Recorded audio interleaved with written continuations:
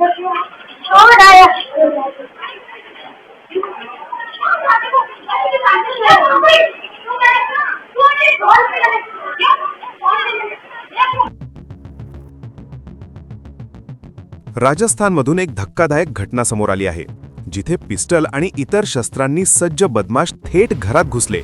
उद्देश एकच, तरुणीचं अपहरण. नमस्कार, मी वामन आडे आणि तुम्ही पाहत आहात क्राईम डायरी. ही घटना बालोत्रा जिल्ह्यातील कल्याणपुरा पोलीस ठाणे हद्दीत घडली आहे.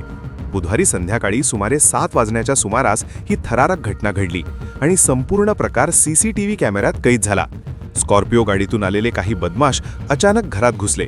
त्यांच्या हातात पिस्टल आणि इतर शस्त्र होते. घरात त्यावेळी तरुणीचे आई-वडील, 3 भाऊ आणि बहिणी उपस्थित होते. क्षणातच घरात भीतीचं वातावरण निर्माण झालं. पण इथेच कथा वळण घेते. तरुणीच्या भावांनी आणि कुटुंबियांनी धाडस दाखवत बदमाशांना जोरदार प्रत्युत्तर दिलं. त्यांचा हा भाऊंकाल पाहून बदमाशांचीच घाबरगुंडी उडाली आणि ते तिथून पळ काढायला भाग पडले.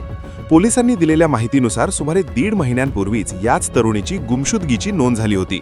नंतर पोलिसांनी तिला शोधून काढलं आणि तिच्या इच्छेनुसार कुटुंबाकडे सुपूर्द केलं. याच गोष्टीचा राग मनात ठेवून एका युवकाने आपल्या साथीदारांसोबत अपहरणाचा कट रचल्याचं समोर आलं आहे. घटनेनंतर पोलिसांनी तात्काळ नाकाबंदी करत तपास सुरू केला. आतापर्यंत 4 संशयितांना ताब्यात घेण्यात आलं असून इतरांचा शोध सुरू आहे. ही संपूर्ण घटना पुन्हा एकदा दाखवते की धाडस आणि एकजूट असेल तर मोठ्या संकटालाही तोंड देता येतं. अशाच क्राईम अपडेट्ससाठी क्राईम डायरी चॅनलला सबस्क्राईब करा आणि फॉलो करा.